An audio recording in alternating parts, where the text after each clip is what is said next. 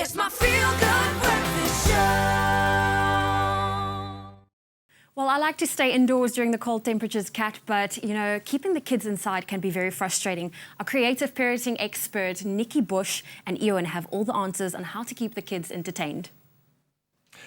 So this morning we're helping you be the best parent that you can be. Now, our homes are full of toys and games for children to play with, and yet they often say that they are bored, striking fear in the hearts of most parents. Now, this morning we chat to creative parenting expert Nikki Bush about how common household objects can grab your child's attention and imagination and encourage real play without the need for expensive toys. Nikki, lovely to have you with us again. Thanks, Ewan. So this is a great thing. I found it with my own boy as well. You know, you buy these expensive toys, they play with it for half an hour, and then they get bored of it. Absolutely. You know, sometimes they're even more interested in the packaging than they are in the toy. True. But the funny thing is that we as parents have forgotten what we call the old-fashioned stuff. And actually, the old-fashioned stuff surprises children because they actually don't know about these things. They've been born wired and, as you say, surrounded by screens and so much stuff that they've forgotten how to make fun out of nothing.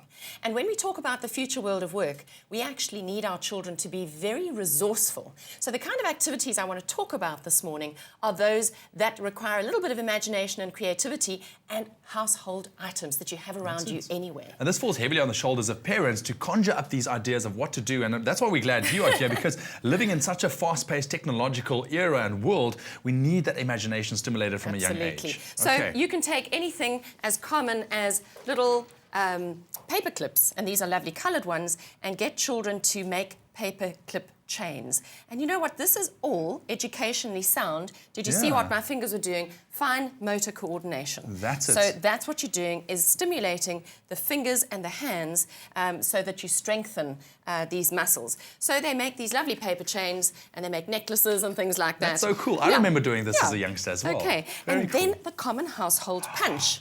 This is something that always used to fascinate me. How does it work? How does it? Exactly. So children are fascinated and curious about how the world works. So just doing that, once again, we're strengthening the body for handwriting and other things. That's it. Now, if you did this on cardboard and gave them a threading lace, they could then thread in and out of their picture. And then, I don't know if you remember common etchings or rubbings. Yes. Now, it's winter. You can do this with your autumn leaves, but I've got a 5 Rand coin here. And you literally put it under a piece of paper, and you take a crayon or a pencil. And lightly just go over it, and the defined edges of what's underneath comes up. That's very and cool. It's such fun.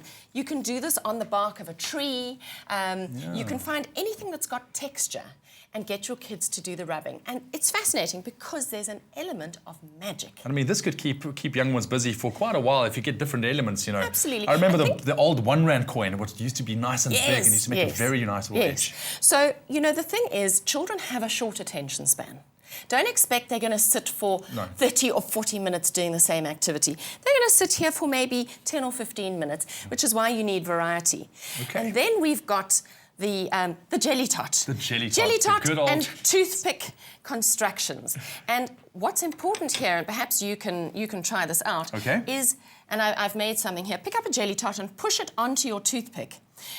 Can you feel there's resistance? Absolutely, yeah. Now, that resistance is called proprioception. Proprioception. Yes, right. And it's how we judge speed, space, and distance. So how hard must you push in order to put your toothpick in the jelly tot without pushing it all the way through? Sure. So that's judgment.